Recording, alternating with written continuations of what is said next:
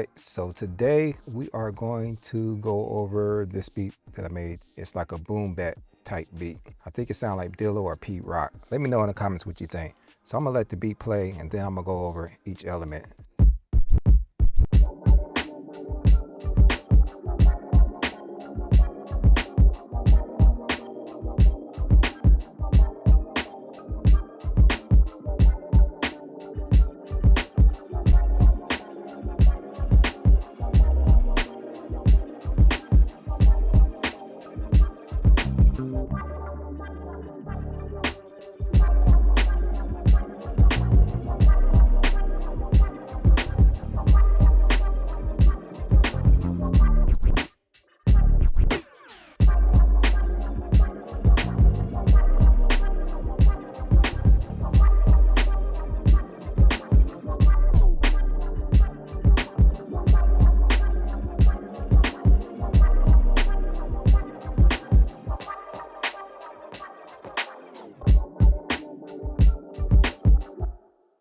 So that was the beat. It starts over, does the whole cycle thing again.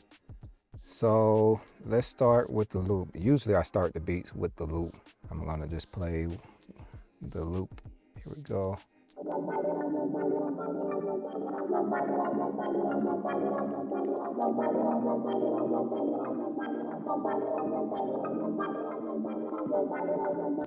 So that's the sample. I built the beat around that. I took a sample and then I threw meta filter on here. So here's the track where the sample resides and here's the original.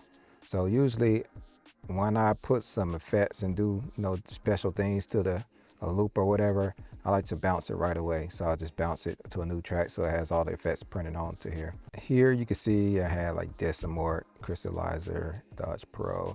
Dodge Pro is like an auto ducker. And what else did I put on here? I also put meta filter on here. So meta filter, let me show you what that looked like. Here's meta filter. And I talked about this in one of my other videos, like one of my favorite plugins. So this is like a moving type filter, like a sequence type filter going on. And I have that in this exact preset right here, have it going on this loop right here. It's weird that it's not there now, but oh well. So just trust me, I put a meta filter on here, so that's why you have this effect,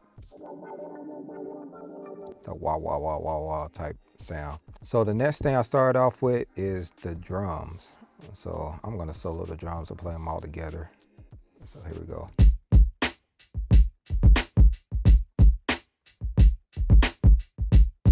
So one bar loop really. The way that I try to achieve the boom bap dilla type swing, it's really, I don't quantize none of the drums except for maybe the snare. Everything else I just I either draw it in or I just play it in.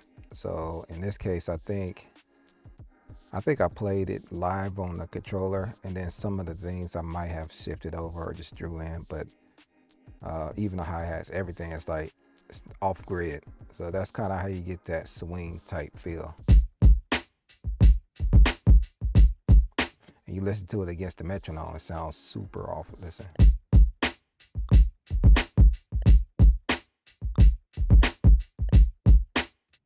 Those are the drums. I think sound selection is important when you're doing whatever type of beat you're trying to do. So in this case, boom bap beat. So I selected drums that fit that category.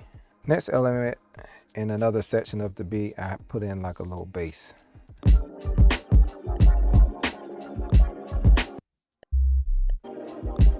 Let's turn this off.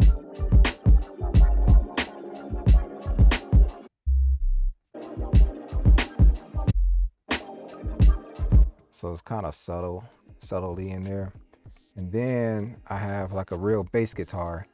I like to use Rickenbacker, some Native Instruments plugin. It's pretty dope. So let's go to that part.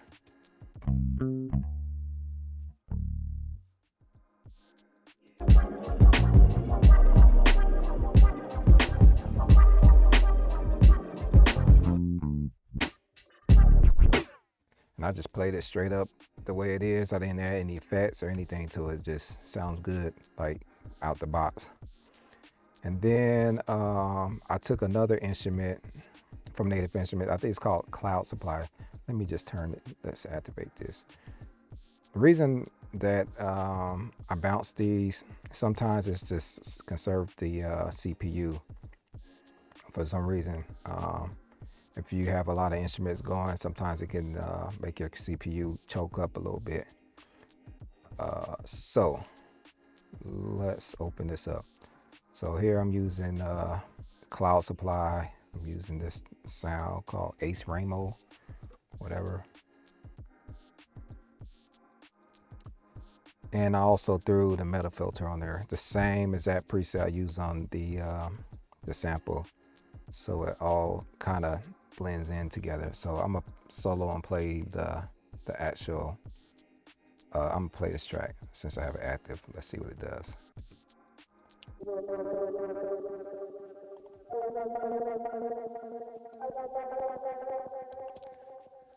And this track is basically this bounce. Or this track is this bounce. All right, so I'm gonna go ahead and make this inactive. And now I'm gonna play it in relation to the rest of the track.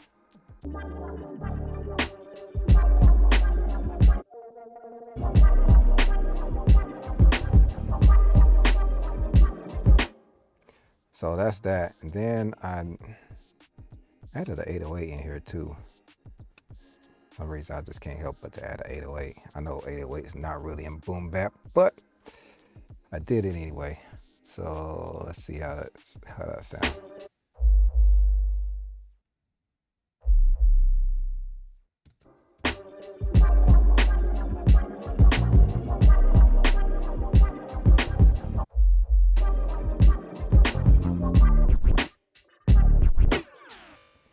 So that's the 808. Let's see. I put this plugin called Track Spacer. I sidechain the kick in here, so whenever a kick gets in here, the frequency that the kick takes up, it carves the same frequency out of the 808 track. Basically, I put this in here so that those two instruments are not fighting for the same frequency space, the kick and the 808. So yeah, that is, oh, then I added some effects. So I put a lot of effects on the master bus. I like to use, let me show you what I use here. I use Tornado. So I got all these different things going. So I'm gonna let it just play and you'll see. All right, let's see.